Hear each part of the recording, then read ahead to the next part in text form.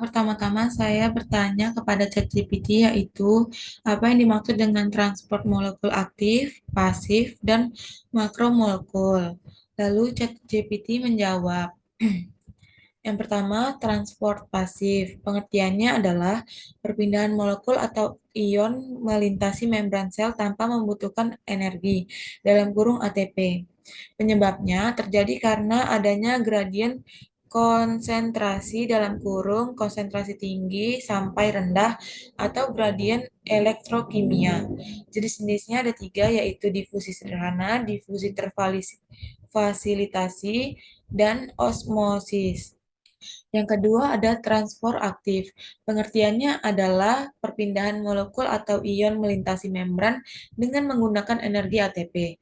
Penyebabnya adalah melawan gradien konsentrasi dari konsentrasi rendah ke konsentrasi tinggi.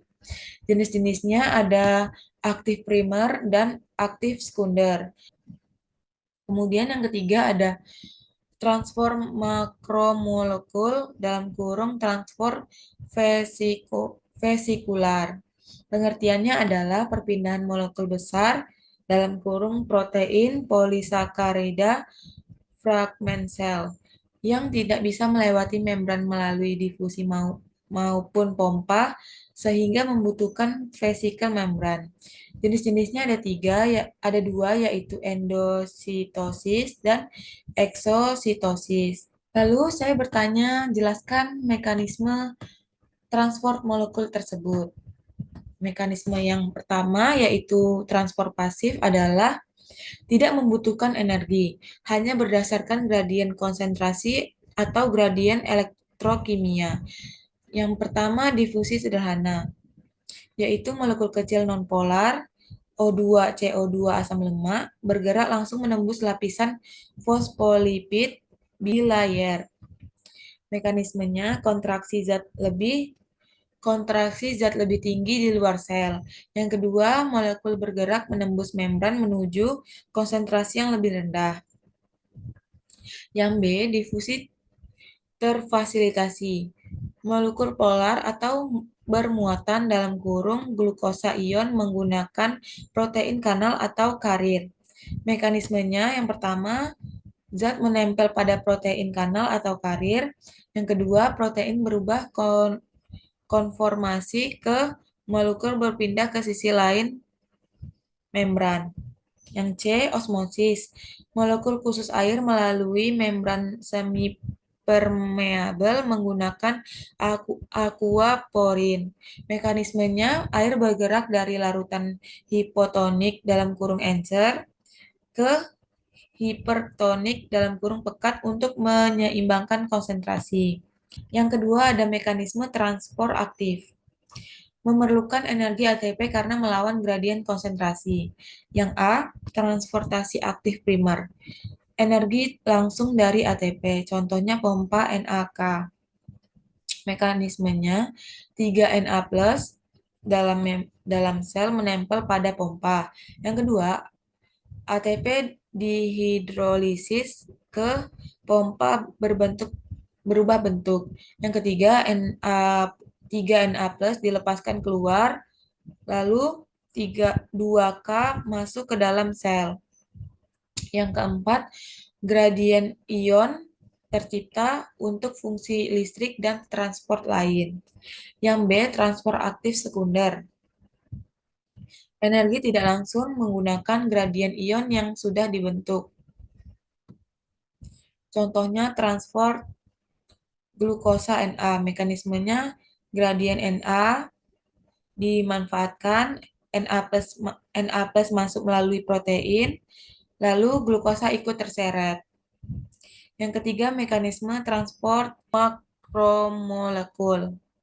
Digunakan untuk molekul besar, memerlukan energi dalam bentuk ATP atau GTP. Yang A, endositosis. Fagositosis, dalam kurung memakan, sel menelan partikel besar, misalnya sel darah putih menelan bakteri. Pinositosis, meminum, misalnya sel mengambil cairan larut ke dalam vesikel kecil. Selanjutnya, endositosis melalui reseptor, yaitu zat tertentu dikenali reseptor lalu dibawa masuk. Mekanismenya, membran melengkung membentuk invaginasi. Yang kedua, zat terperangkat. Yang ketiga, vesikel tertutup dan masuk ke dalam sitoplasma. Yang B, eksositosis. Zat dari dalam sel dikeluarkan. Mekanismenya vesikel bergerak ke membran plasma, lalu vesikel menyatu dengan membran, lalu isi vesikel dilepaskan ke luar sel. Lalu saya menyuruh ChatGPT untuk berikan jurnal relevan yang berakreditasi Q1 untuk menjelaskan transport molekul aktif, molekul pasif, dan makromolekul. Lalu ChatGPT memberikan beberapa jurnal-jurnal. Saya memilih jurnal nomor 2, yaitu dari Scientific Reports. Lalu saya bilang lagi ke ChatGPT, pada jurnal nomor 2, bagian mana yang menjelaskan transport molekul secara aktif, pasif, dan makromolekul. Lalu ChatGPT menjelaskan,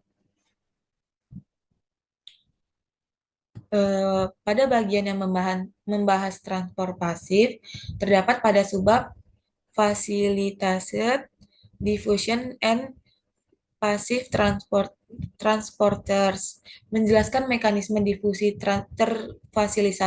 terfasilitasi, ada pembahasan model bagaimana protein berubah, konfirmasi agar molekul berpindah mengikuti gradien konsentrasi, relevan untuk transport pasif karena tidak membutuhkan energi, hanya memanfaatkan gradien konsentrasi.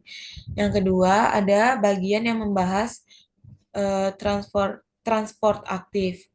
Terdapat pada subbab primary and secondary active transports, menjelaskan bagaimana protein transport menggunakan energi untuk memindahkan molekul melawan gradien konsentrasi. Di sini disebutkan juga contohnya, relevan untuk transport aktif karena ada penggunaan energi langsung maupun tidak langsung. Kemudian yang terakhir ada bagian yang membahas transport makromolekul. Artikel ini fokus ke transporter protein individual. Jadi mekanisme makromolekul tidak dijelaskan detail di jurnal ini.